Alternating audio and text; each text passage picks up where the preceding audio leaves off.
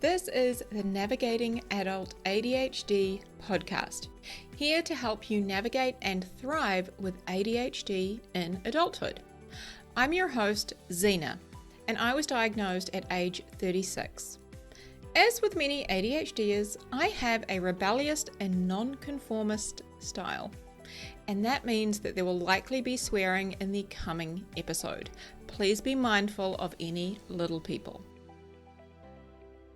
Hello, my friends. Welcome back to the Navigating Adult ADHD podcast, where today we're going to talk about dopamine debt and how that relates to apathy. We'll also touch on burnout and addiction because it is all quite relevant. But before we dive in, I just wanted to share with you all, I'm in it today. What does that mean?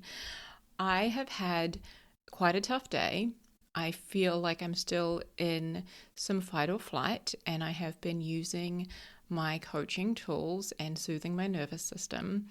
And I share that with you all because I think sometimes that when we listen to coaches or mentors or, other people who are perhaps teaching us and educating us, that sometimes we think that they have it all figured out, or they are fixed, or haven't arrived at some, magical place that we only dream of getting to. And I just want to say that that's not true. I actually had lunch today. I mean, by all appearances, I've had a good day, but there have been some very challenging elements. And I had lunch today with a beautiful friend of mine who alluded to the fact that she thinks she needs to fix something in her, and then she'll be able to get to the place where I'm at. And I'm not at some magical place of having figured everything out in life and feeling happy 24/7. That place doesn't exist. I'm at the place of self-acceptance with a shit ton of incredible tools that make my experience of today not a problem, but something that I can navigate the tools and allow myself to feel and experience what I'm experiencing. Anyway, I'm going to probably go off on a tangent, so I'm just going to pull it up there and just say I wanted to share that with you all because it's okay to not be okay sometimes. And when you have a bad day, it doesn't mean you have a bad life. And today hasn't been all bad. There have been portions of it that have been hard and bad. And that does not mean I have a bad life. And I want to offer you that beautiful little reminder as well. All right, let's get to it, my friends. So in this episode today, we're going to talk about when our baseline levels of dopamine plunge into debt.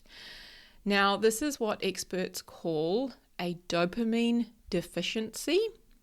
Some people may also refer to it as dopamine burnout, but it is separate to burnout, and we're going to talk about that. Or, as I like to call it, and one of my coaches and mentors calls it, dopamine debt. Okay. Now, it often presents as a constant state of apathy, feeling meh. Now, I'm going to share with you my story of being in and experiencing dopamine debt, so that you can potentially relate to that and identify if it's something you might be in. We'll also talk about how to know if this is something you're in and how to try and tell the difference between being in dopamine debt or being in burnout, and also how the role of addiction plays in there as well. And of course, we're going to talk about how to rebuild your baseline levels of dopamine and what to do if this is something you are experiencing. Okay? So I just want to start with a real quick recap about dopamine. So those of us with ADHD, we have less dopamine than most people, okay? Dopamine is a neurotransmitter in our brain. So what that means is it's responsible for overseeing and doing many things, kind of like a conductor in an orchestra. So dopamine is responsible for motivation, drive, pleasure, desire, which is like the want to go and do things.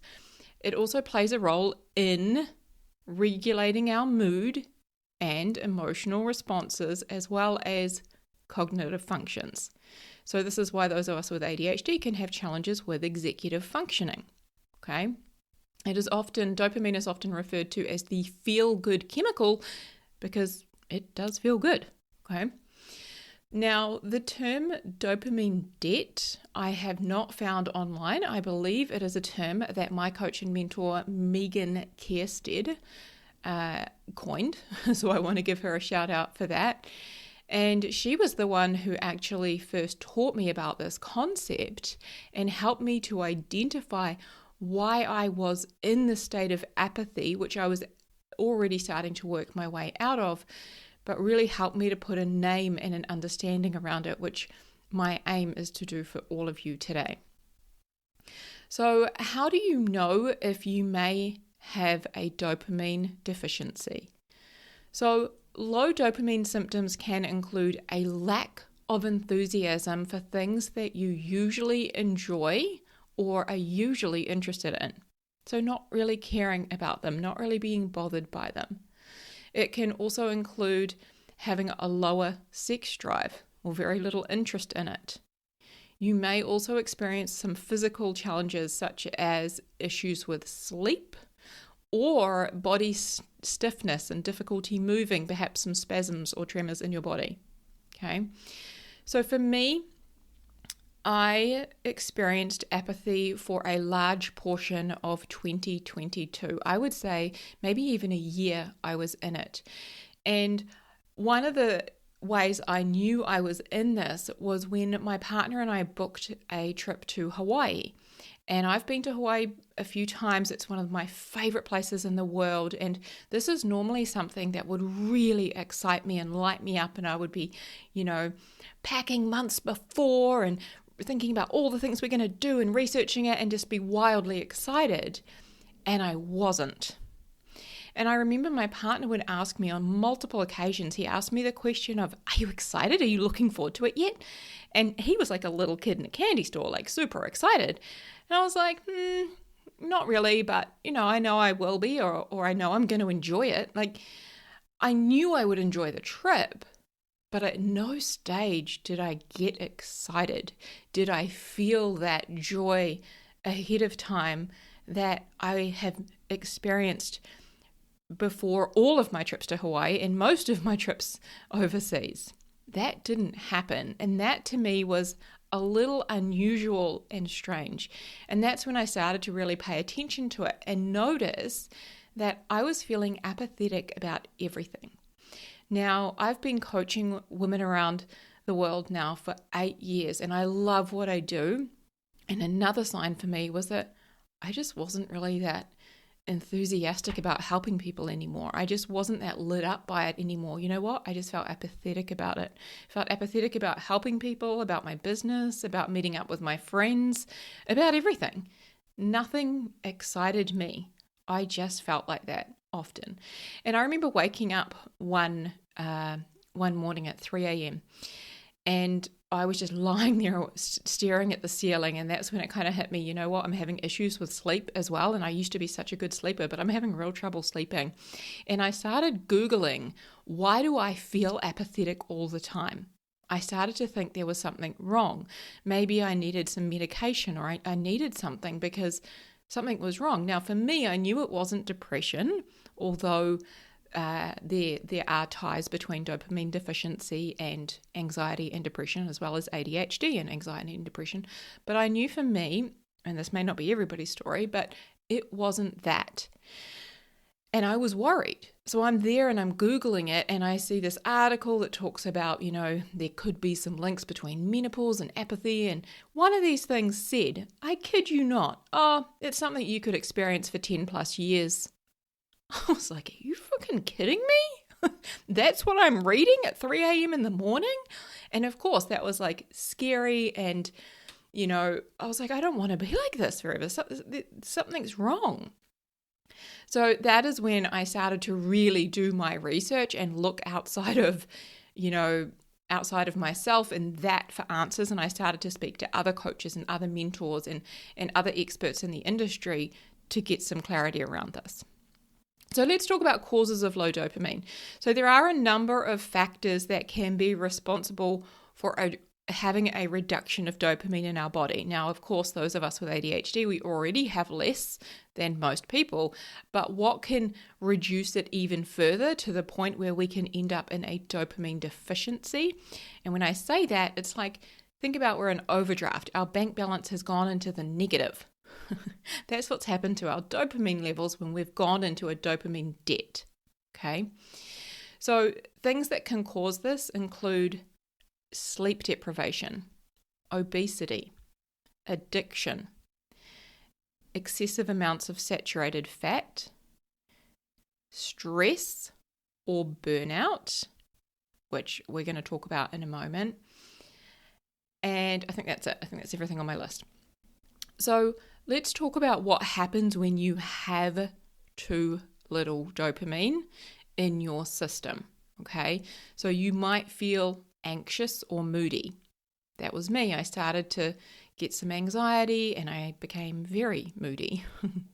Depressed or hopeless. I can kind of relate to that hopeless one for me. Forgetful. Definitely. Indifferent about things you used to enjoy. I think that that's a big kind of warning sign. Unable to concentrate, unable to sleep, unmotivated, uninterested in sex, and withdrawing. Now, here's the tricky thing, is that many of the things on that list are things that we as ADHDers may experience, okay? So those of us with ADHD are prone to experiencing anxiety and depression, to being forgetful, to, having trouble with motivation or trouble sleeping, okay?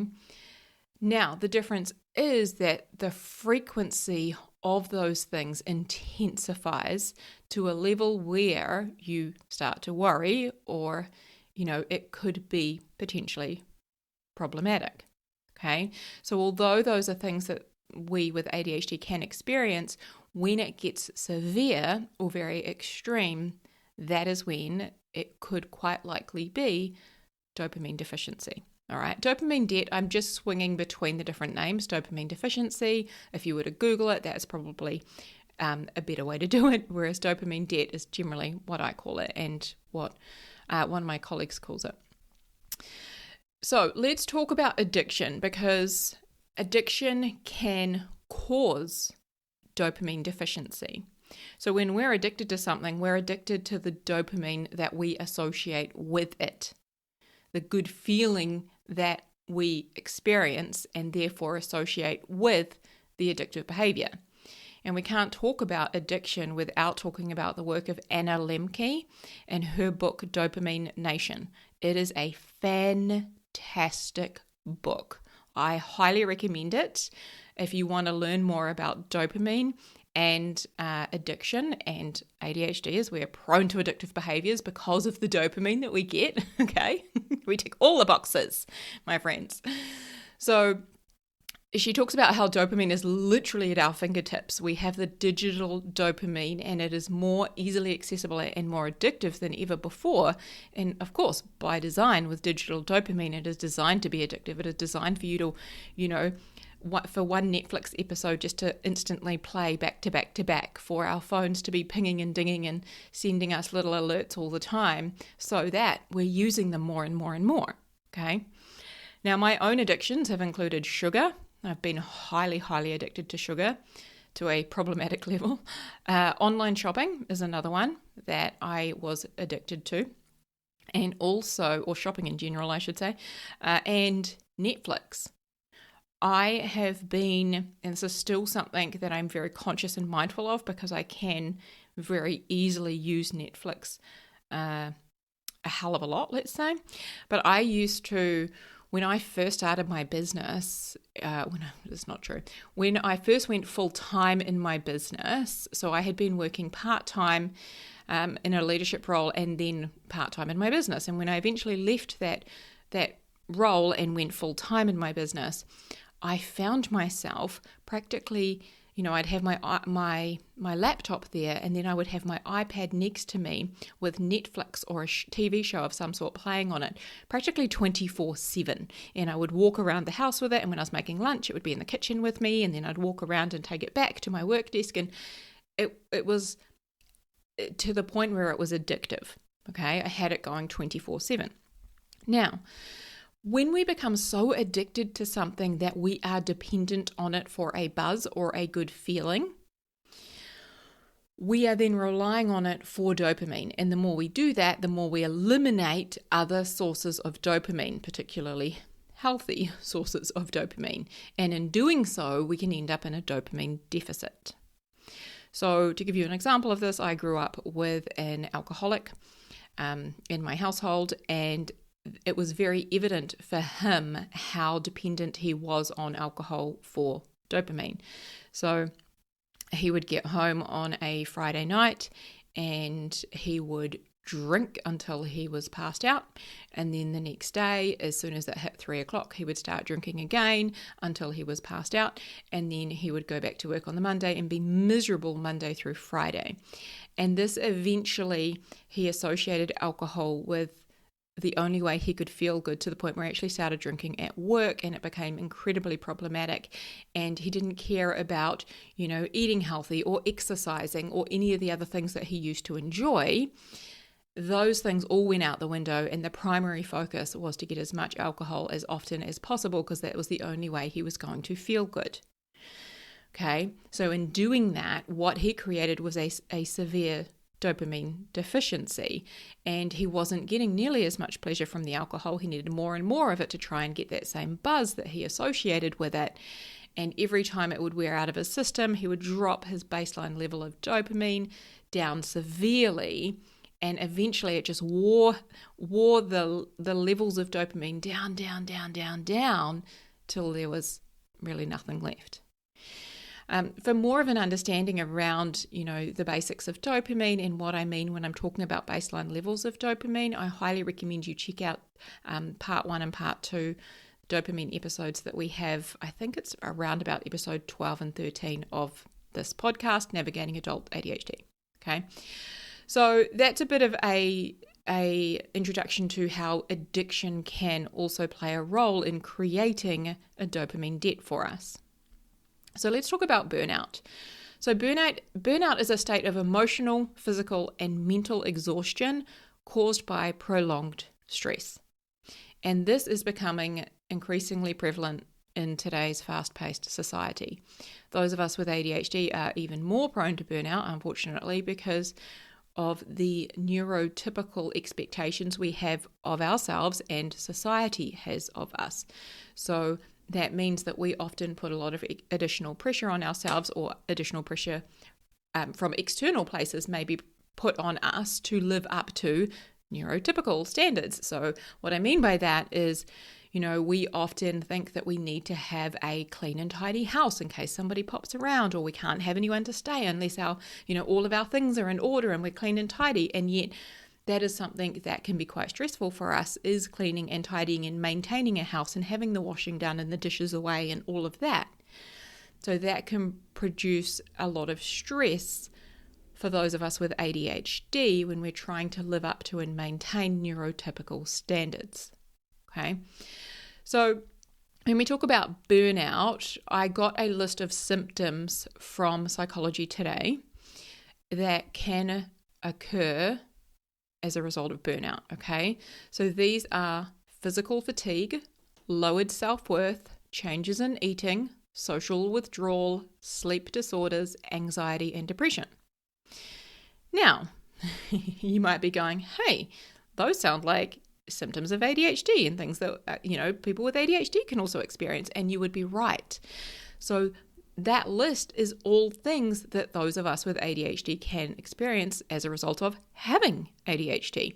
So we can experience challenges with sleep because we have less dopamine and less serotonin, which supports sleep.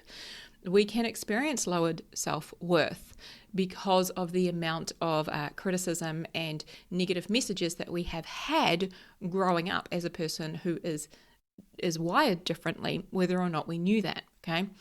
We can have challenges with eating. For me, it was binge eating and going to food for a source of dopamine and overeating and constantly eating, high sugary foods.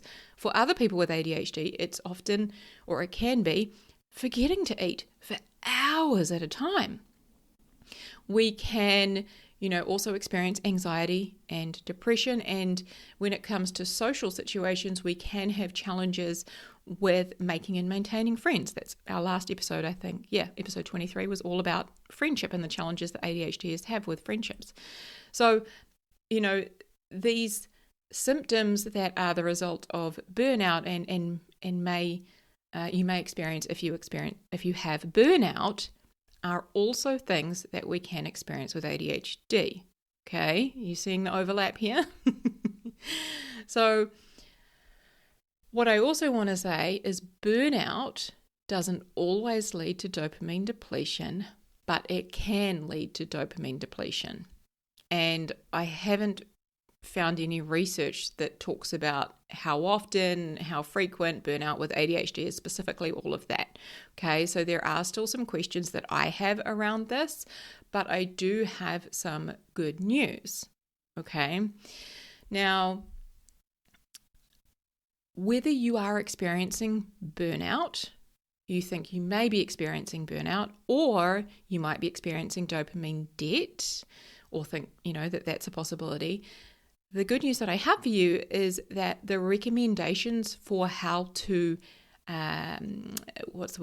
how to rebuild your dopamine levels and how to work your way out of burnout and replenish your system that way, the recommendations are the same for both. Okay, so that's the good news, is even if you aren't able to identify exactly which source here it is coming from, the recommendations for building yourself back to some form of, and I use air quotes, normalcy. That is a word, right? Yeah, I think so.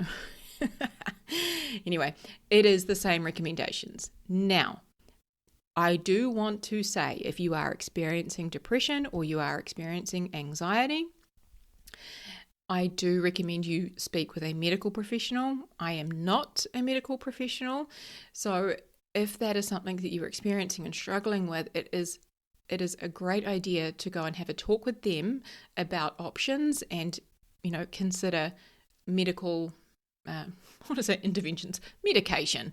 Let's just go with that word. All right, because there is a lot of support out there when you know what you're experiencing. There is a lot of support out there, okay?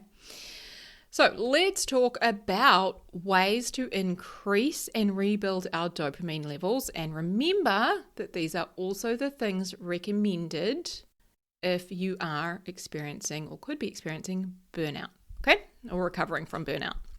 So we've got exercise. Now, physical activity is known to improve mood. It also produces dopamine. I want to stipulate here that it must be something you enjoy. If you go to the gym and get yourself on the rowing machine and you fucking hate the rowing machine, then that is, yes, going to produce a little bit of dopamine, but nowhere near as much as if you get on, say, the stepper, if you enjoy the stepper. There is a thing called a stepper, right? I don't know. What's the one with the arms and legs going? The cross trainer, that's it. I hate that thing, but I love the treadmill, right? So for me, if I'm going to the gym or even I just generally go outside, I will go for a run or I'll go for a walk. Those are activities, physical activities I enjoy. And when we enjoy it, we produce even more dopamine. Okay, so exercise. For me, what this looks like is I go for a walk every morning and every afternoon. Sometimes I will jog. It's not a lot at the moment because I'm still really focused on doing things I really want to do, and I haven't wanted to jog a lot. I've been using that more so when I need additional dopamine in my system to complete specific things. So I've just been really focusing on walking and power walking and being out in nature, and that has been really good for me at rebuilding my dopamine levels and improving lots of different things. Eating protein is another one. So protein, specifically lean protein and unprocessed meats, it can help the body to produce dopamine. Okay, so protein-rich foods like eggs, chicken, fish, salmon, I think, is it sardines, I think? Those are the sorts of things that are recommended to help in the production of dopamine. Reduce saturated fat consumption, that's another one. So for those of us who love to have KFC every once in a while, just have it less often, that's all. So pay attention to gut health. Probiotics are recommended, and I don't know that there is proven studies that it definitely helps, but it is thought to help. So paying attention to your gut health definitely can support the production of dopamine. Good quality sleep is a big one.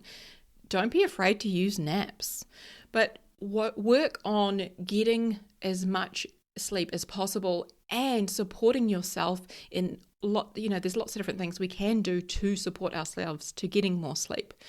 So one of the things I was doing when I was addicted to, having my iPad and my Netflix on 24/7 is I was literally watching, I was practically glued to it. I think I even took it to the toilet, don't tell anyone, although I'm telling a lot of people. And I would fall asleep with that at night. I would have it there right next to my face by my pillow, and I would just fall asleep with it, and I'd turn it off when I woke up at some point. So that is something that was not supporting my good quality sleep that I have since stopped doing a long time ago. But another thing that is recommended is avoiding artificial lights between 10 p.m. and 4 a.m. That helps with dopamine production and also serotonin and circadian rhythms and all of these sorts of things that support sleep. Another one here is getting a good amount of sunlight, an appropriate amount of sunlight.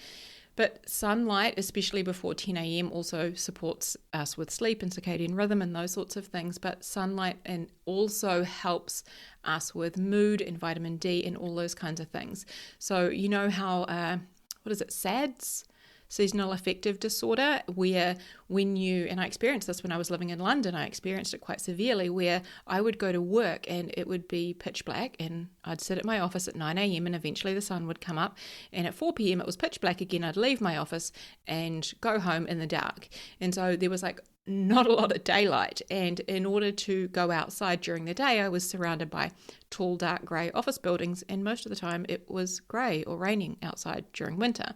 So getting an appropriate amount of sunlight is really important, and that's why, many people experience SADS and seasonal affective disorder, and you can take supplements if that is the case. You can, there is artificial forms of light that you can sort of research to use to support yourself in getting sunlight. Even in winter here, I make a real effort when it is sunny, even though it's cold, to get outside and get sunlight in, okay?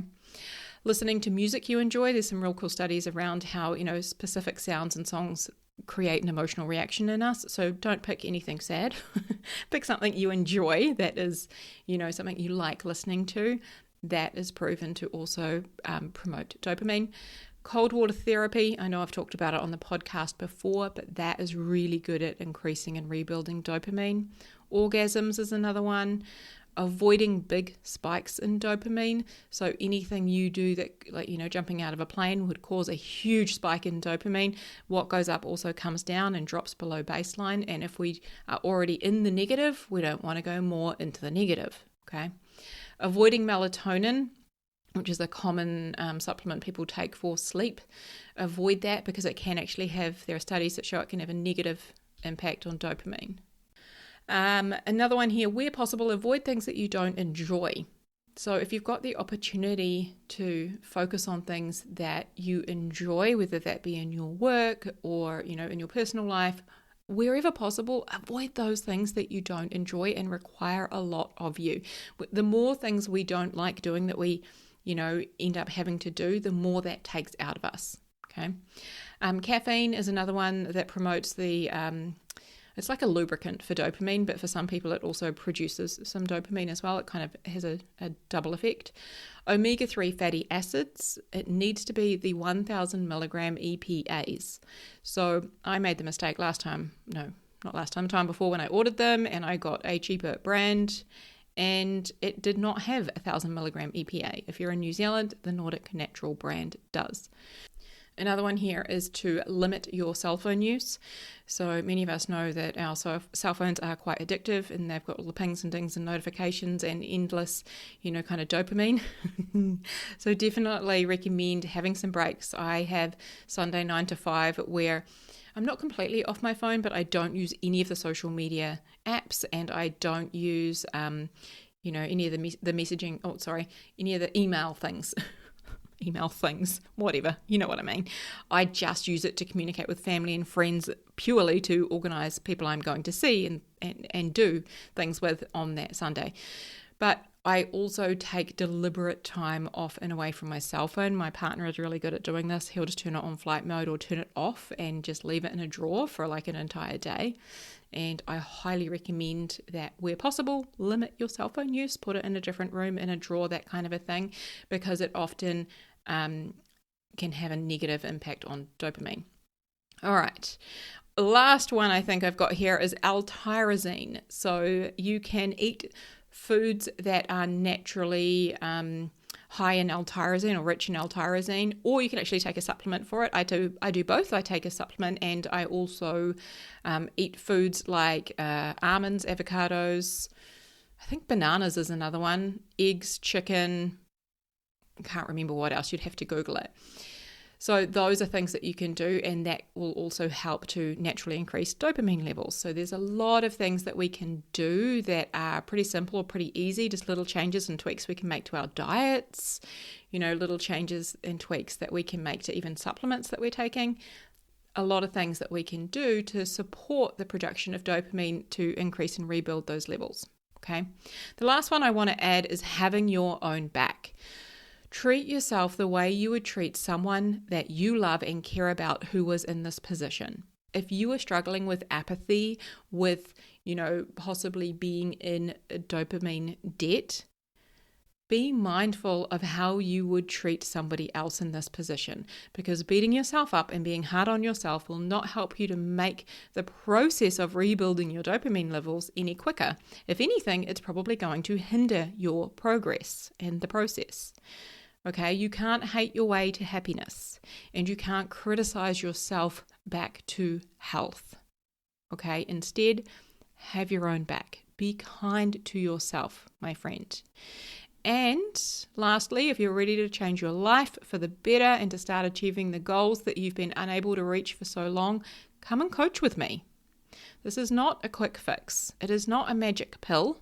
It is real, no BS coaching, support, and well-researched information to help you become the boss of your ADHD and ultimately your life. Okay. For more information on that, visit my website, zenajones.com/coaching. All right, my friend, have a beautiful week. Huge love to you all. I'll see you soon. Hey, friend. I know exactly what it's like to feel frustrated and confused with your ADHD, and to wish that you could better understand what the hell is going on in your brain. And that's exactly why I created my coaching program, Thriving with ADHD. Inside Thriving with ADHD, you learn a step-by-step process to set and finally achieve your goals, to understand yourself and your ADHD. It's where you learn to feel better and manage your emotions and create systems and processes that work for you with your ADHD brain. This is designed for you to learn how to thrive with ADHD so you can create the life that you were meant to live. Visit zenajones.com/ADHD to learn more and book a consultation.